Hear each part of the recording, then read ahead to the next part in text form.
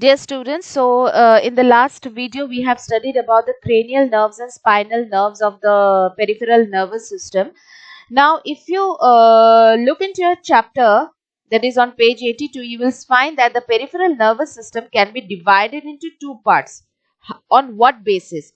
On the basis of the responses they control. So, peripheral nervous system, as I told you in the last video, that it is present for the information to be carried from one part to the other via the cranial nerves, via the spinal nerve. So they carry the information, isn't it? Now, the thing is, we are going to study that how the peripheral nervous systems actually controls the responses.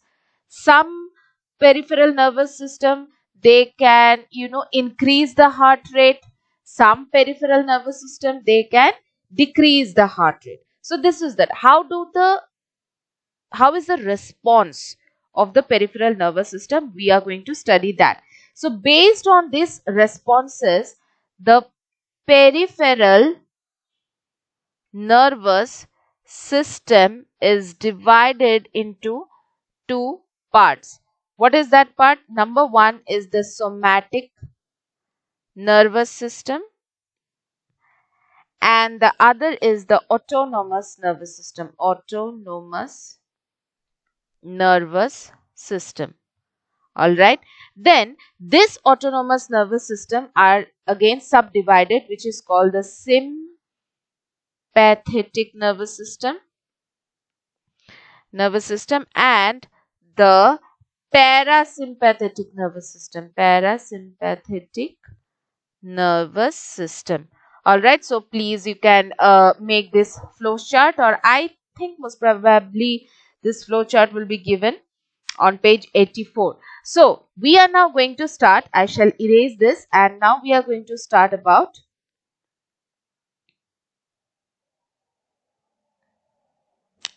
just a second. Why can't I see anything? Yes. So erase all ink. Okay. Now pen. All right. So now we are going to study about the somatic nervous system. The somatic nervous system. What is it for? Let's see. It controls the voluntary responses of the body to external stimuli. These responses are under our conscious control. So it's conscious control. Like see, I'm writing now with this pen. My hand is writing on this screen with the help of a pen. So I can control my hand. So this is a conscious control, isn't it? Then I'm talking. This is a conscious control. Then I can move my legs. So I'm doing all this thing consciously. So this is whenever we do anything consciously, that is controlled by the somatic nervous system. Next is the autonomous nervous system. It controls the involuntary functions of the internal organs of the body. This is not under conscious control, like our heart rate. That is not under our control. So the second one that we are studying is the autonomous nervous system. So this is like the heart rate is not in our control. Then the digestion is not in our control. So this all things will happen inside our body involuntary. That is not in our control. So this role is being played by the autonomous nervous system.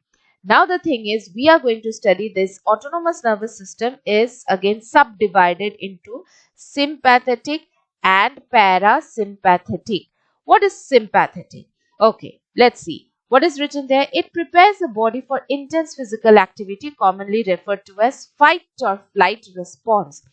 So whenever you see a danger, you see a tiger in front of you, right? So we go in a flight, F-L-I-G-H-T, flight response, that we have to run away from there. So this response is controlled by the sympathetic. Okay, whenever we are, suppose this exam, now exam is approaching, so you are under stress, right? That we have to study this, we have to study that, and all these things. So an immense amount of patience is required to undergo this exam pressure, right? So we are in a mode of fight. We are fighting this situation. So all this fight and flight.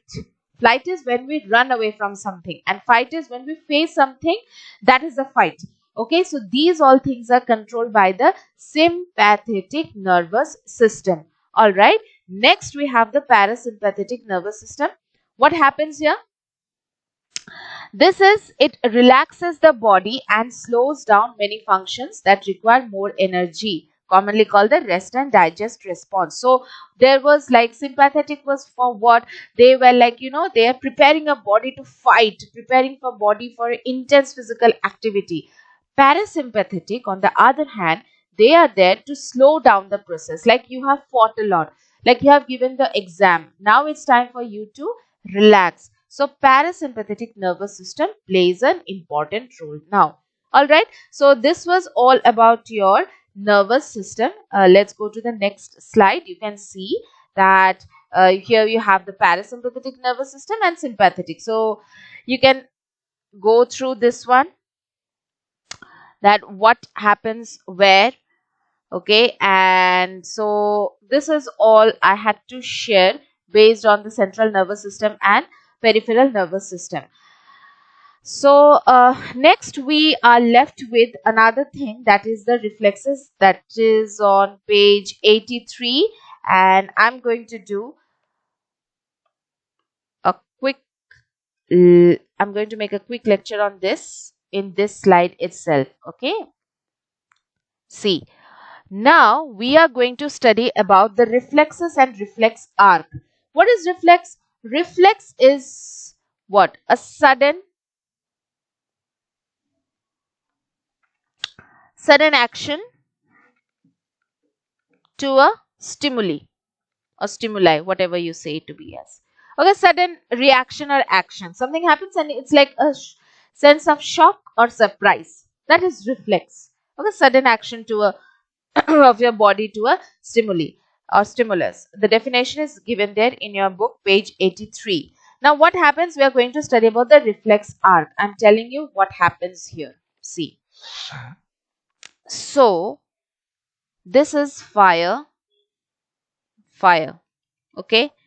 You touch the fire. What will happen? If you touch the fire, the heat in the fire gets converted to electrical impulse. This electrical impulse is being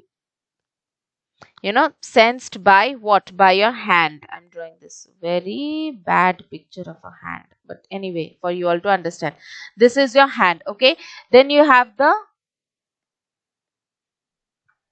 your entire arm, entire hand is there.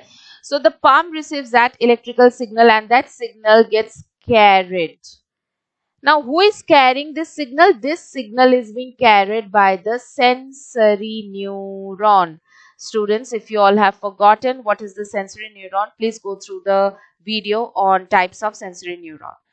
So, this impulse is being carried by the sensory neuron to the spinal cord. All right. The spinal cord receives the message that, okay, it's a fire.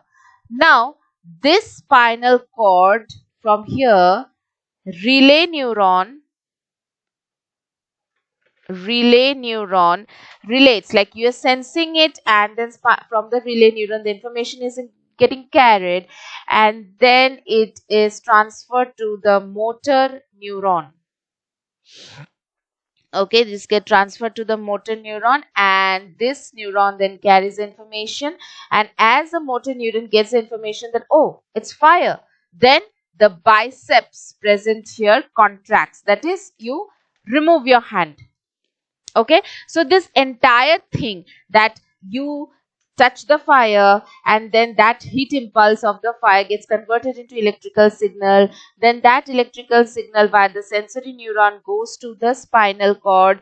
From the spinal cord, the information is being relayed to the motor neuron that is present in our hand, and as the motor neuron gets information that, oh, it's a fire, then we remove our hand. So this entire thing is called the reflex arc. Okay, it's like an arc. So this is what was there for you all to study based on reflex and reflex arc. If again, once again, I'm telling you all, if you all have not understood anything, then please, you all know